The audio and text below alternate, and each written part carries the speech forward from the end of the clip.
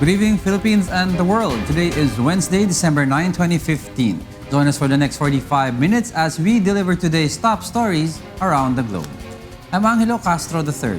We are here to give you carefully gathered stories, assuring you of accurate, truthful, and balanced newscasts. I'm Gerry Alcantara. We are also seen in 1,360 satellite monitoring centers nationwide and via live streaming worldwide through www.untvweb.com. This is Why News. Here are the headlines.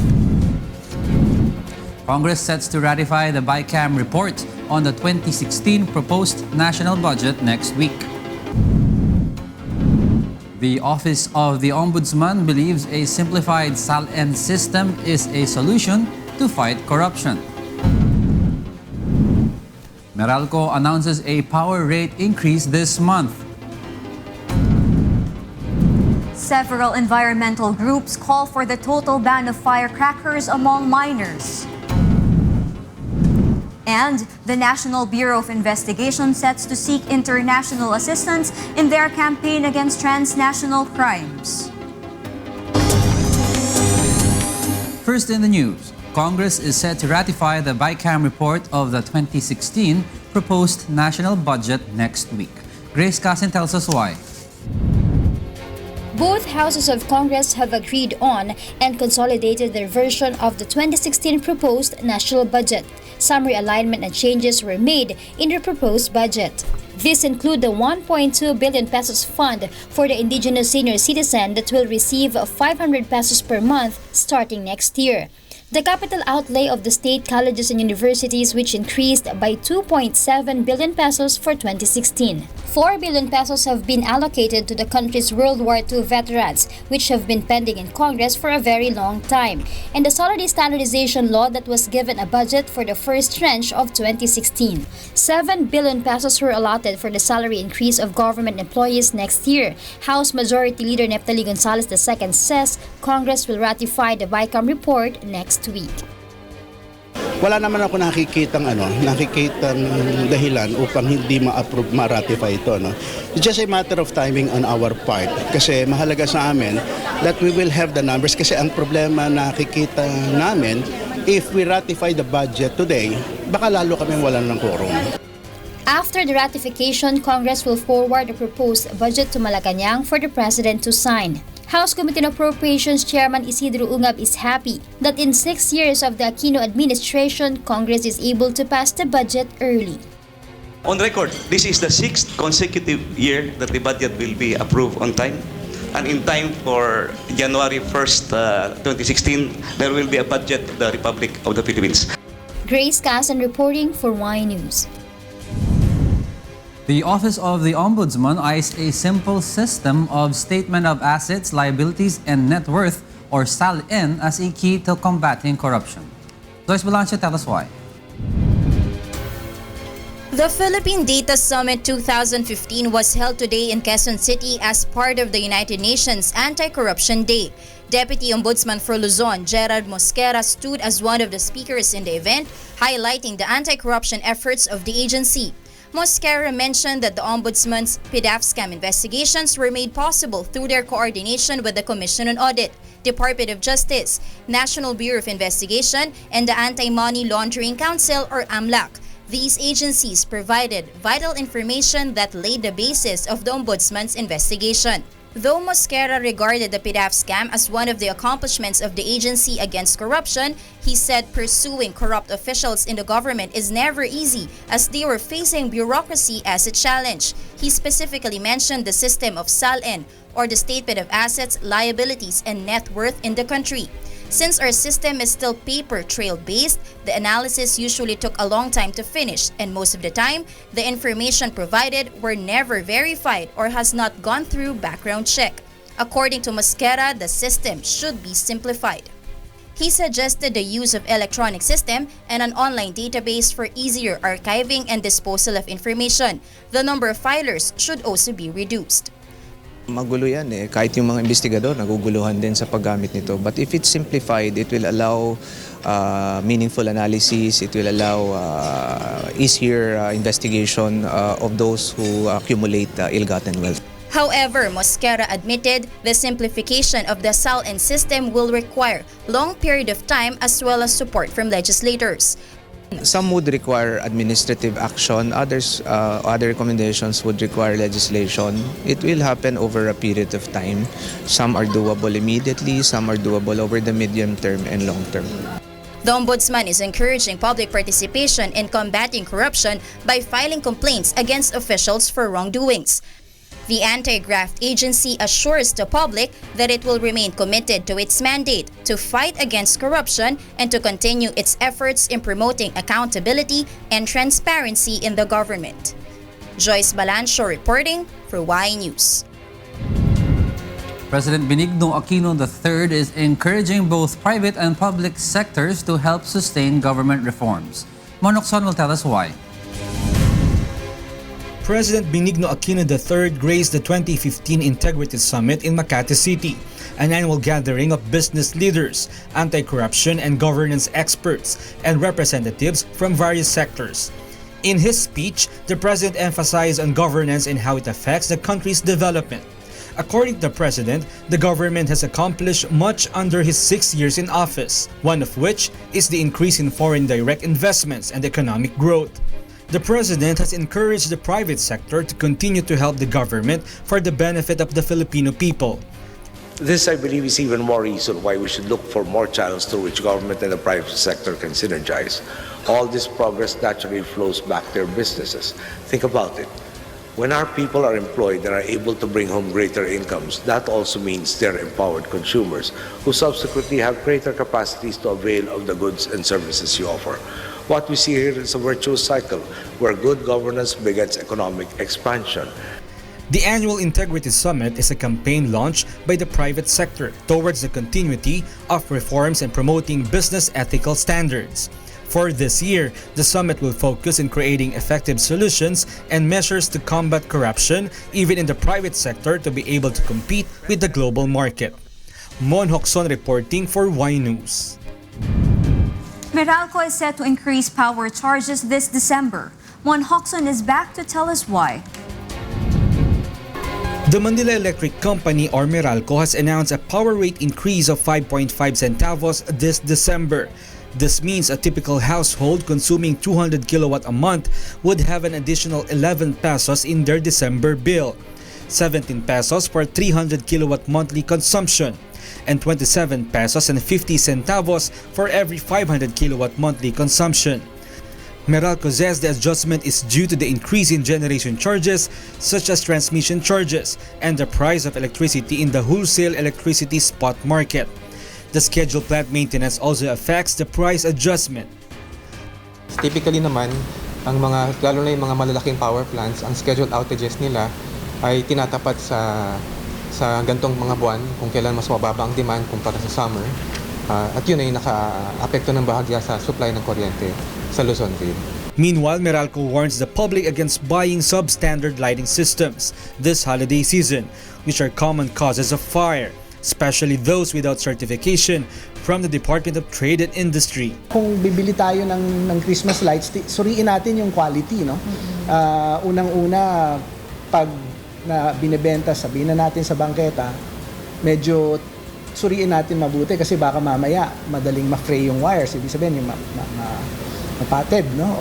Meralco also advises the public to fix octopus wire or intertwined cables and connections to avoid overheating that could spark fire. They further advise shoppers to look for Meralco's orange or energy saver tags when buying appliances. The orange tag shows how much electricity is saved on a particular appliance. Para in the end, they know na, okay, using my aircon is just usually 5 pesos per hour. Then okay lang kung magsaing tayo ng kanin, it's just less than 2 pesos. So you kind of know na, sige, kaya ko pa. The distribution utility also advises the public to avoid using the so-called energy-saving devices because they do not really help in saving electric power. Mon Hokson reporting for Y News.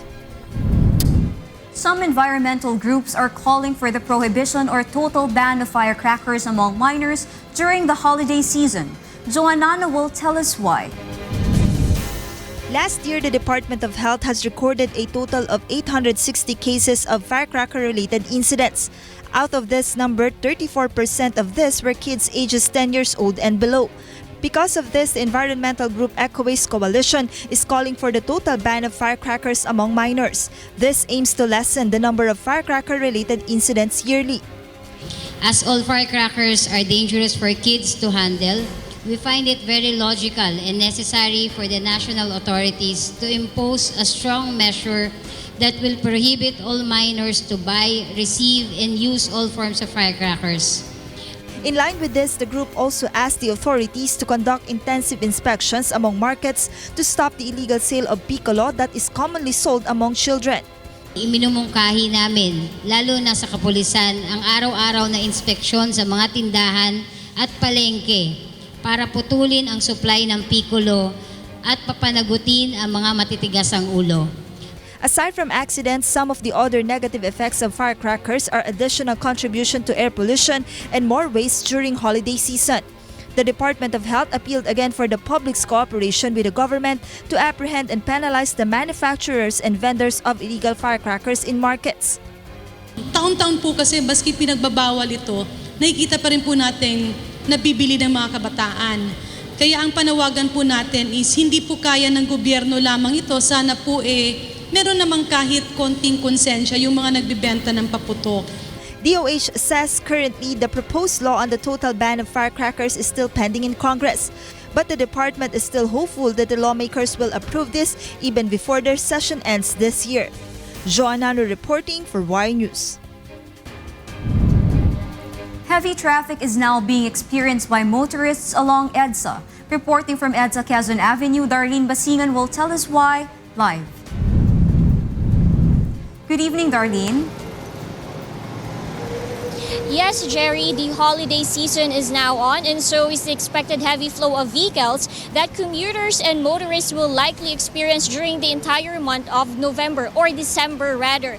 If you're about to fly through the northbound lane of EDSA, we suggest that as much as possible, just take an alternate route due to the expected heavy flow of vehicles on some parts of that area this rush hour. On the southbound lane of EDSA, expect a moderate flow of vehicles starting Balintawak up to Trinoma. Afterwards, the traffic starts to build up from Quezon Avenue all the way to Tramo and Pasay City. The traffic flow becomes light to moderate from Taft Avenue, EDSA, all the way to SM Mall of Asia. If you're about to go north of EDSA, expect a light flow of vehicles from SM Mall of Asia all the way to Rojas Boulevard EDSA extension. The traffic, however, starts to build up from FB Harrison and Taft Avenue, but slightly eases from Tramo all the way to Magallanes. The traffic starts to build up again from Arnaiz Pasay Road and Ayala, and expect it to become bumper to bumper starting Buendia all the way to SM Mega Mall. The flow of vehicles slightly eases from Ortigas Avenue all the way to Aurora Boulevard in Cubao. It further eases as you enter Monte de Piedad. This light to moderate flow of vehicles continues all the way to Balintawak. Meanwhile, the traffic now is also starting to build up on other major roads. This is particularly true on some parts of C5, Ortigas, Quezon Avenue, and España. And that's the latest traffic situation on the road. Back to you, Gerry. Thank you, Darlene Basingan, reporting live from EDSA Quezon Avenue. The case against alleged irregularities in the 18 billion peso Davao-Sasa Port Modernization Project was heard by the Senate today. In the same hearing, Transport Secretary June Abaya countered Senator Poe's negative comments on Tuwid na Daan. Darlene Basingan will tell us why. Department of Transportation and Communications Secretary Joseph Emilio Abaya appeared before the Senate today as a resource person during the hearing on the alleged irregularities in the 18 billion peso Davao-Sasa Port Modernization Project that is under a public-private partnership program. The Senate Committee on Public Services, led by Senator Sergio Osmeña III, delved into the issue. The project's bidding began in April through a PPA, where it was deemed suspicious as, according to former Davao City Councilor Peter Lavinia, it is overpriced since it should only cost about 4 billion pesos. This has prompted Senator Osmeña to ask for an economic justification of the project. The next step is they will make a simplified economic justification for the 19 billion, but at the same time, we'll see how they can lower or mitigate the rate increase. Wag naman 80%, so siguro what, 20% or 30%. And what will they be able to give up in terms of improving in the port? Meanwhile, Abaya is unmoved by Senator Grace Poe's innuendo over heavy traffic situations in metro roads. Poe said it is high time to awaken the public to the fact that not all accomplishments of the Aquino administration has improved the lives of the citizens, especially the poor. In response, Abaya said, At least we heard from Senator Poe, she recognizes na talagang matuwid ang daang matuwid. The traffic, I'd be from the moon to say na hindi matraffic. Kami kasama rin sa traffic. Kaya kung dumating ako dito just in time, di ba? Parang you'd be a fool to say, di ba, na walang traffic. Nararamdaman kami as cabinet secretary, si presidente mismo nakakaramdam ng traffic. Abaya noted that the government is finding ways to solve the problem, and it doesn't mean that it is neglecting its duty to the people. Darlene Basingan reporting for Y News. The supporters of Senator Grace Poe are appealing to the COMELEC and Bank not to disregard the evidence presented by Poe. Grace Casin will tell us why. The COMELEC and Bank now has jurisdiction over the motion for reconsideration filed by Senator Grace Poe with regard to the decision of the second division of the poll body disqualifying her from running for the presidency. Postcom said their MR contains a more detailed presentation of evidences which will prove that the senator complied with the 10-year residency requirement for a presidential candidate. Dinitalya talaga namin lahat-lahat ano yung mga ebidensya na hindi man lang kinonsider ng second division, ano yung mga ebidensya na completely dinisregard ng second division. Actually, wala silang kinonsider kahit isa. Ang sinasabi namin, may errors in judgment at grave abuse of discretion ng COMELEC. The senator's lawyer also pointed out that the petitioners of cases against Poe's presidential candidacy failed to prove that she committed material misrepresentation in the informations provided on her certificate of candidacy. Poe's supporter, on the other hand, appealed to the members of the COMELEC and Bank to look at the evidences presented by the senator before coming up with a decision. Ang hinihiling lang namin is ito. Tingnan ang ebidensya, pakinggan ang ebidensya, huwag mag-speculate. However, other supporters say there are personalities behind the petitions against Senator Poe. Nakikita namin dito, matitrace mo yung effort na ito at actually masasabi ko na merong conspiracy. Yung pagkilos, yung ginawa nung nag-file sa set, yung may sometimes na si, ano pangalan? David. At yung 4 na kaso na sinampa sa COMELEC ay matitrace nyo ho na yung effort na yon ay nanggagaling sa kampo ni Mar Rojas. Aside from the disqualification petition that was already decided upon by the second division, 3 petitions are still awaiting decision from the members of the first division of COMELEC. Meanwhile, the COMELEC second division has declared Rizalito David a nuisance candidate. The decision states that David, who intended to run for president under ang Karapatan Party, has no bona fide intention in running and does not have the capacity to launch a nationwide campaign. The members of the division also took note the letter submitted by Karapatan President Norman Cabrera that the party is not fielding any candidate. Part of the decision also ruled to cancel David's certificate of candidacy. The respondent may file a motion for reconsideration, which will then be handled by the COMELEC and Bank. Grace Castro reporting for Y News. Davao City Representative Isidro Ungab confirms reports that he is going to support Davao City Mayor Rodrigo Duterte in the 2016 presidential race. Ungab says he and Duterte have had a good relationship in politics since 1995. Ungab says even before joining the LP, President Aquino and Mar Rojas have already known how close he is with Duterte. He nonetheless thanked all LP members as he believes that all its members respect his decision. Nababasa ko naman yung statement ni Secretary Mar na he understands considering that I am from Davao and I am grateful for his understanding. Former Senator Aquilino Pimentel Jr. has called on Congress to pass the proposed Bangsamoro Basic Law. Darlene Basingan tells us why. Former Senator Aquilino Pimentel Jr. has appealed to lawmakers to pass the Bangsamoro Basic Law or BBL that is currently pending in both houses of Congress. Pimentel says that though the BBL has many defects, it is more important to have it pass. Marami defekto, Marilo, sa tingin ko, ha? In all honesty. But I say that one step forward in the road to peace is better than no step at all. In other words, one group violently opposing the peace process taken away from the scene of conflict is better than having them still shooting at our government soldiers and causing more lives to be lost. He adds that the passage of BBL is necessary as it is among the promises made by the Aquino administration. The ultimate objective is to tell the MILF we keep our word as a government and then let the Supreme Court decide kung may defecto ba ito. The BBL is now on the level of plenary debates in both houses of Congress. In the event the BBL is not passed under Aquino's term, Pimentel says the next administration must consider implementing a federal form of government. He believes it is an effective solution to the problem of peace in Mindanao.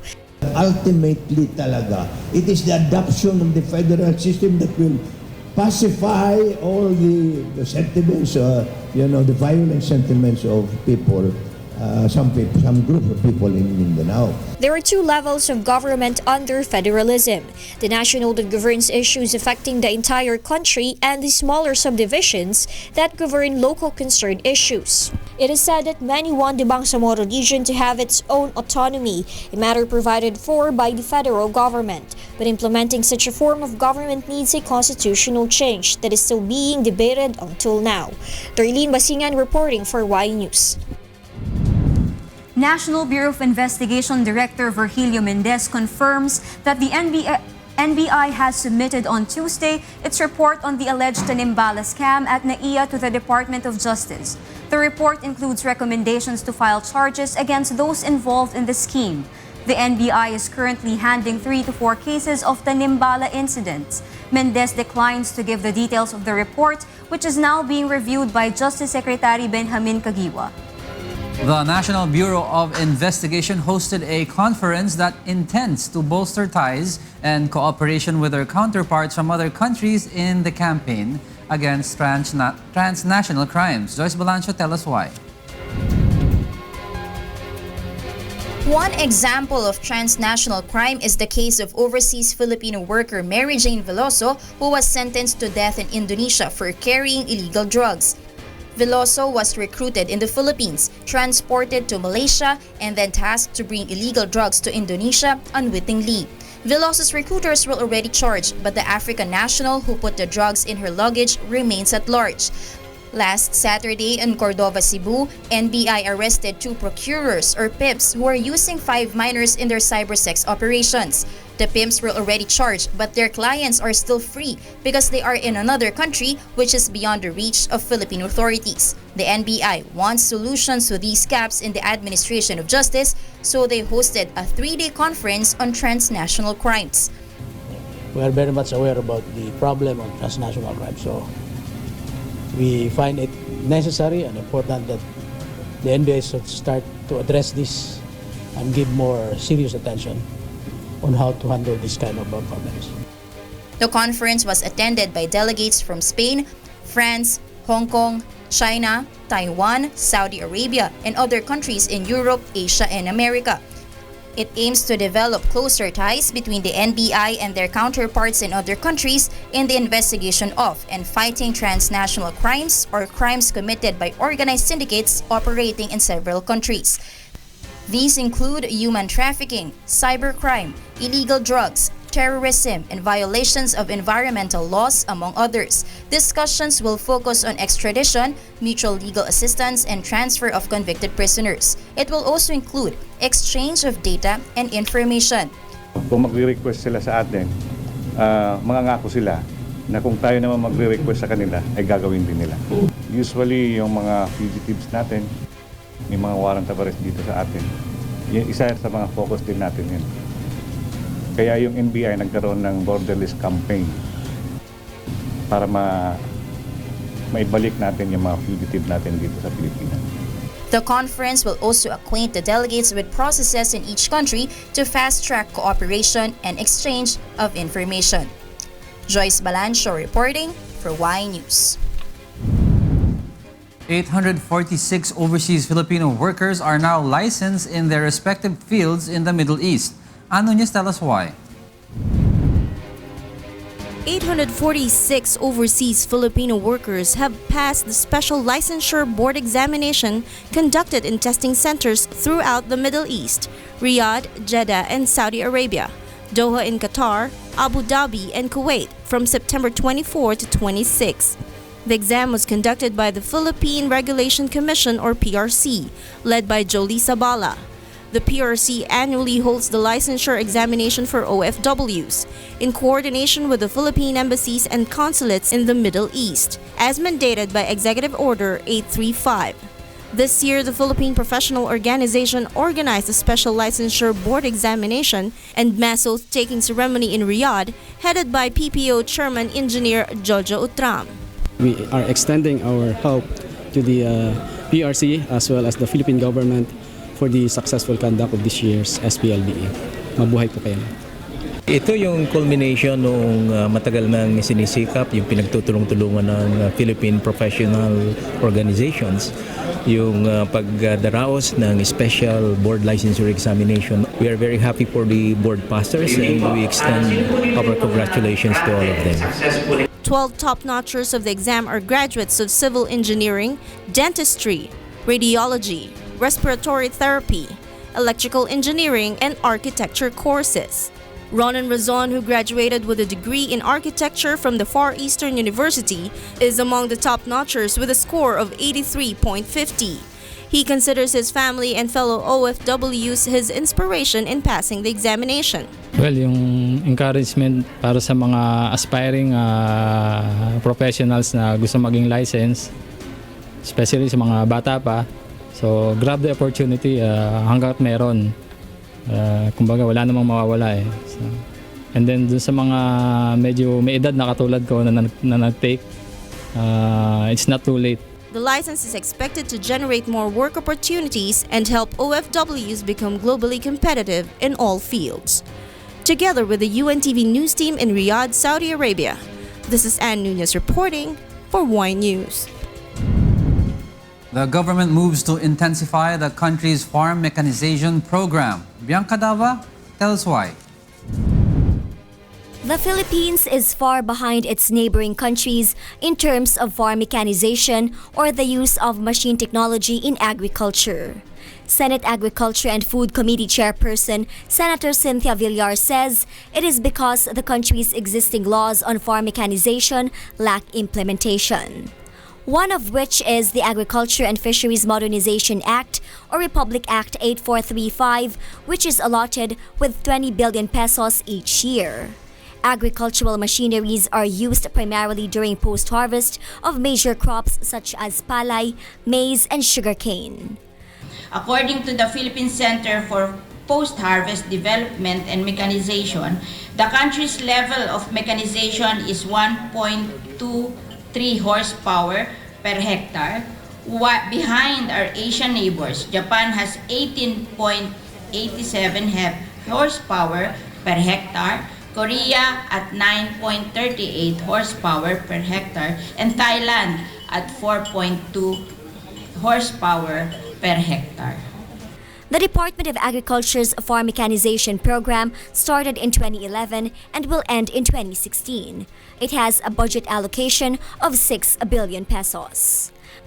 Machineries are given to cooperatives and groups of farmers. If the program pushes through, the Philippines' level of mechanization will be 3.5 horsepower per hectare, and it would further increase the income of local farmers. In production cost ay liliit dahil yung labor cost nga is mawawala eh. So it will increase the income. Meanwhile, Villar says the Supreme Court's restriction on the field testing of BT talong has no great effect on the agriculture industry, even the temporary ban on GMO plants. She argues that the country has excellent institutions like the IRRI and PhilRice that are able to develop high-quality seeds. Kung ayaw nila ng ganyang klaseng mga seeds, we can develop other seeds. Bianca Dava, reporting for Y News.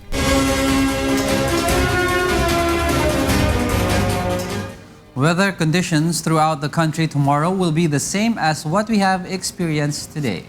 However, Mindanao should expect a few changes in the weather this coming weekend. Reporting from Quezon City, Bianca Dava will tell us why. Good evening, everyone. Pag-asa is currently monitoring a low-pressure area or LPA east of Mindanao that can possibly enter the Philippine area of responsibility this Friday or Saturday. Based on the State Weather Bureau's 5 p.m. weather update, the LPA was last located 2,385 kilometers east of Mindanao. The weather disturbance may intensify into a cyclone in the coming days, but it has a very slim chance from just 0 to 1 of hitting land. Meanwhile, the northeast monsoon or amihan continues to affect extreme northern Luzon, bringing cloudy skies with light rains over Batanes and the islands of Calayan and Babuyan this Thursday. Partly cloudy to cloudy conditions with isolated light rains will be felt over the rest of Luzon, including Metro Manila. For the rest of the country, fair weather with chances of rain showers is likely. Moderate to strong winds blowing from the northeast to east will prevail over Luzon, and its coastal waters will be moderate to rough. Elsewhere, winds will be light to moderate coming from the northeast to east with slight to moderate seas. And that's a picture of how the weather is gonna fan out this Thursday and in the coming days. So everyone is advised to be wary of the weather and keep watching out for updates, especially on the new LPA. Reporting live for Y News, I am Bianca Dava, back to studio. Thank you, Bianca, reporting from Quezon City.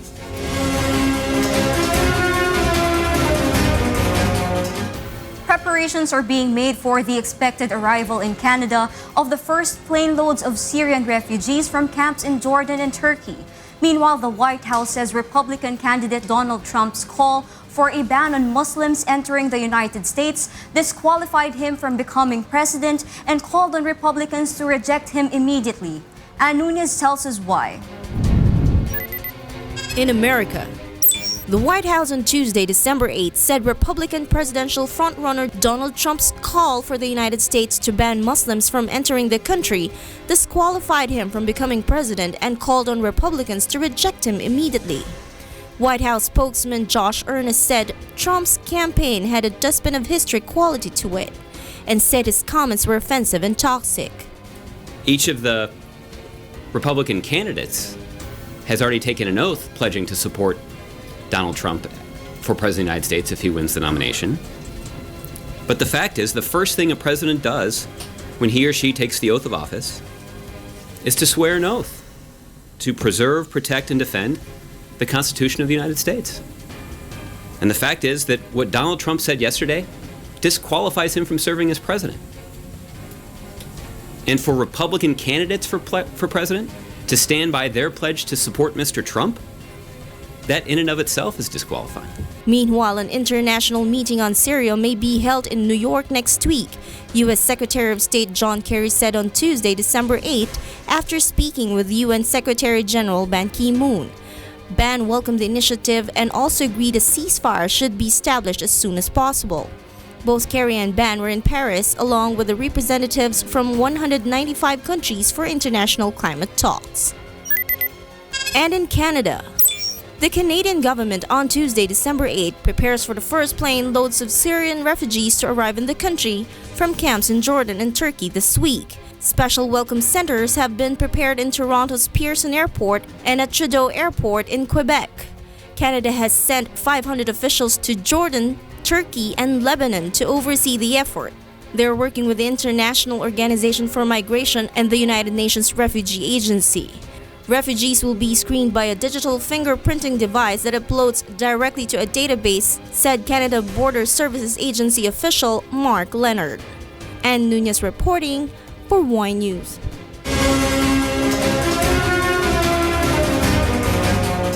The Philippine Mavericks edge out the Indian Aces while the UAE Royals beat the Singapore Slammers in the IPTL. Ray Consolacion will tell us why.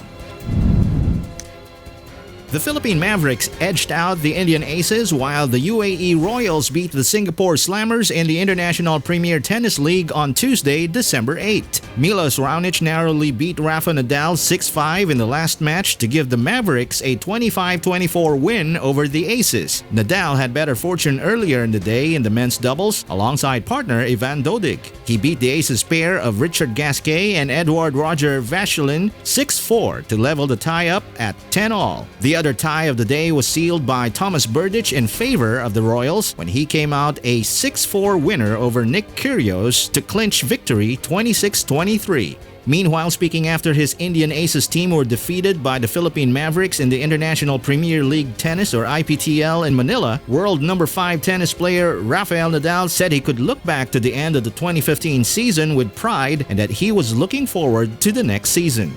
I try my best every day and then we'll see what's going on. No, I am happy to be here today. I'm happy to compete the way that I'm competing the last 3 months of the season and today.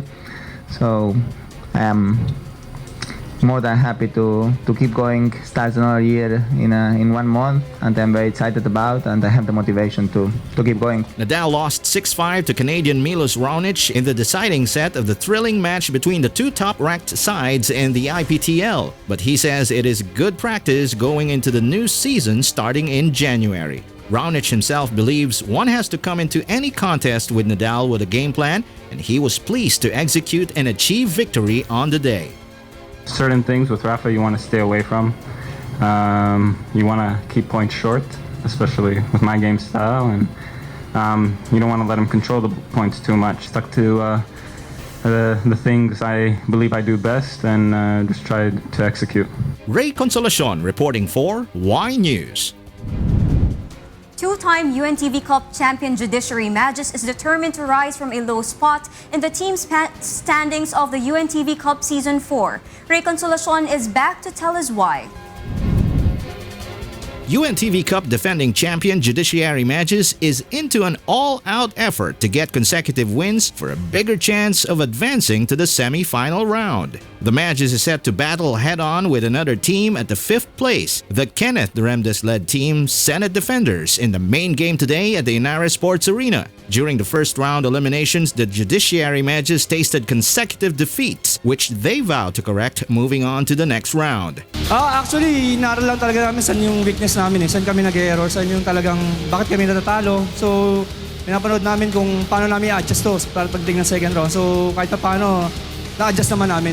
The Magis has gone from a big victory over the NHA Builders last Thursday with a final score 83-78. The Magis was led by forward Ariel Capus, who buried 24 points worth of buckets, grabbed 4 boards, 2 assists, and 2 steals. Center Don Camaso contributed 24 points, 13 rebounds, and 3 steals. Ayun nga ang sabi ko sa mga players na sagay lang natin. Pag lumamang tayo dyan, dire-diretso na tayo. Kaya nagbunga din yung paghihirap nila, yung mga hustle nila sa depensa.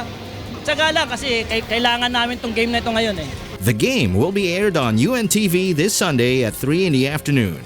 Ray Consolacion reporting for Y News.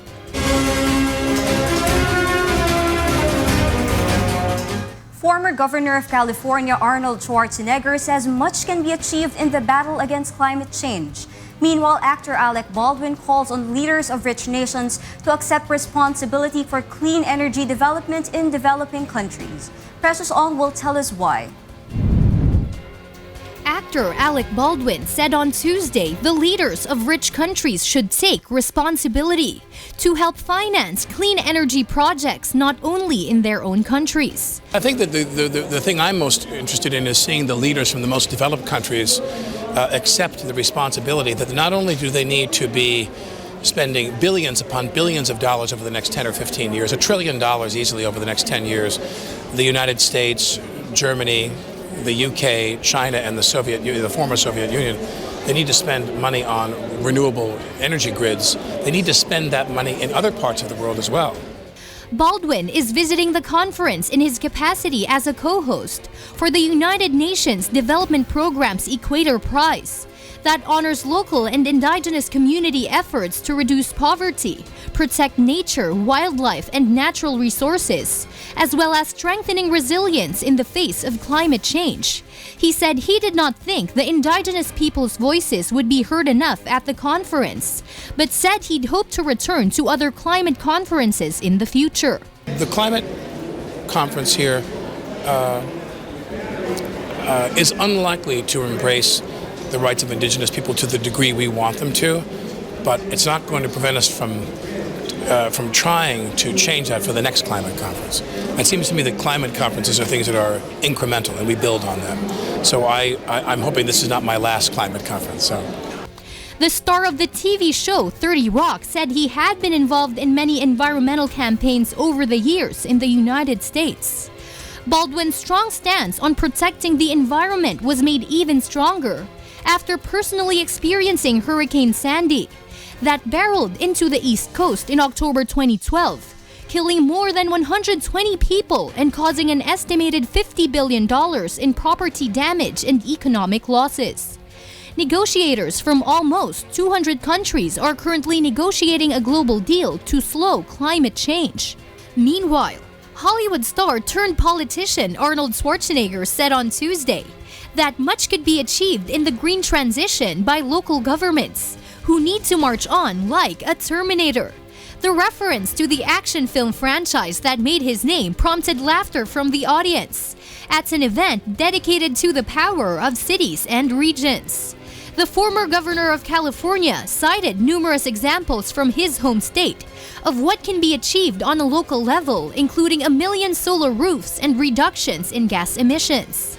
He was speaking in Paris on the sidelines of a United Nations conference attended by 195 parties to secure a global deal to contain global warming. Precious Ong reporting for Y News. Those are the reasons behind the news. December 9, 2015. I'm Angelo Castro III. Reasons we deliver to you as they unfold. I'm Gerry Alcantara. Because we need to know, we will always ask why. Thank you for watching Y Y News. News.